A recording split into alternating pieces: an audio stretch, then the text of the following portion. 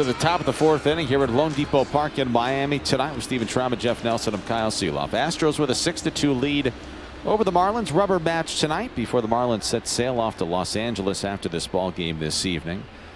We continue our conversation here on the Marlins Radio Network with former Yankee 5-time All-Star, 4-time Gold Glove Award winner, a Silver Slugger Award winner. The American League batting title champion in 1998 and the 1996 American League Championship Series MVP Bernie Williams. And Bernie, I'm going to turn it over to Nelly here in a second because I could hear you guys and listen to you guys talk about your Yankees days all night long. 0-1 the count to Alex Bregman, who watches a slider and a called strike. It's 0-2. Everybody knows he is a great Yankee and for all the success you had in New York. But post baseball, how's life been? Obviously you've got a ton going on, but what's life been like after baseball for Bernie Williams? Here's the 0-2 pitch to Alex Bregman. He swings and misses at a changeup, and there's one away. It has been amazing. I decided to stay in New York and kind of, resume the rest of my life, in a big part because of the music opportunities that I would get there. And the chance that I was, still close with the team. They have given me a lot of opportunities to be a representative, an ambassador, so to speak, of the team, and a lot of meet and greets and a lot of corporate events that I'm a part of. Kyle Tucker dribbles a changeup back to the mound. Luzardo's up with it. Underhand toss to first. Quickly 2 outs here in the top of the fourth inning. But Bernie, when you see Nelly and you walk into this booth here in Miami tonight, what comes to mind when you see your former teammate here in Miami this evening? Just pure joy, man. It just brings me back to those years. And we had a special team and a special bond. All these players that I run into, though they're like my brothers. And, I see Nelly all the time because he's one of the biggest supporters of my music out there in the Northeast. And very appreciative of the times that, you come. You've been in Jersey, you've been in Connecticut, everywhere. I love listening to you play. I mean, it's great. I mean, you're one of my favorite teammates. And, I remember in '96 when I got traded over there, I used to face the Yankees a lot. Right, with Seattle. And with Bernie, coming over, a lot of these, I pitched against the Yankees quite a bit, whether it was home and away. And a lot of guys, I think I must have hit like 10 of these guys, not on purpose. Here's a 1-1 offering that's cracked foul down the right field line. And with Bernie, I either walked him or I drilled him. And it wasn't on purpose. It was either a slider in the back leg or I'd miss and hit him. I'm like, oh, my God, what are these guys going to think? I'm coming over there. And I probably never got him out, but I either hit him or walked him all the time. I was happy that he was on our team. I tell you that much. Here's the 1-2 pitch to Alvarez. That's hit foul.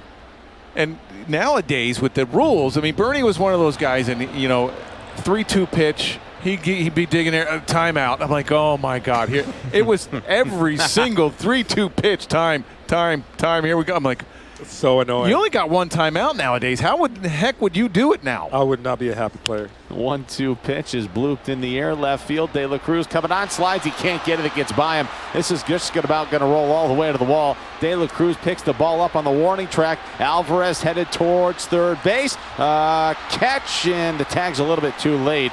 Alvarez has himself a triple with 2 outs here in the top of the fourth inning.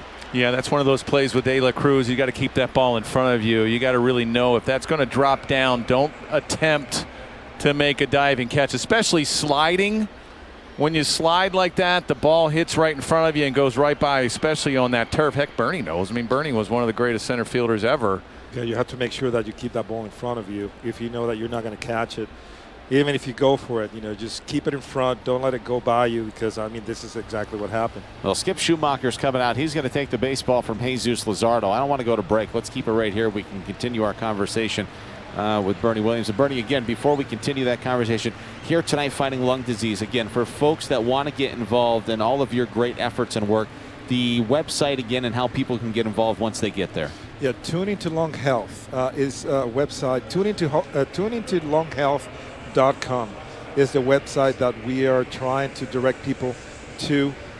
We have a lot of great information about the interstitial lung diseases. We have comments and statements from doctors and patients, and utilizing the music, the power of music to raise awareness. We have a playlist of tunes that I help curate myself, that people can listen to. And you have breathing exercises by one of the best vocalists in the business right now, a gentleman by the name of Eric Vitro, He works with Ariana Grande and all these like great singers now in the industry.